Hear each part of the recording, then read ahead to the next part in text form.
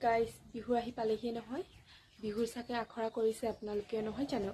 কালি ময়ো গৈছিলোঁ আমাৰ বিহু আখৰালৈ তাৰে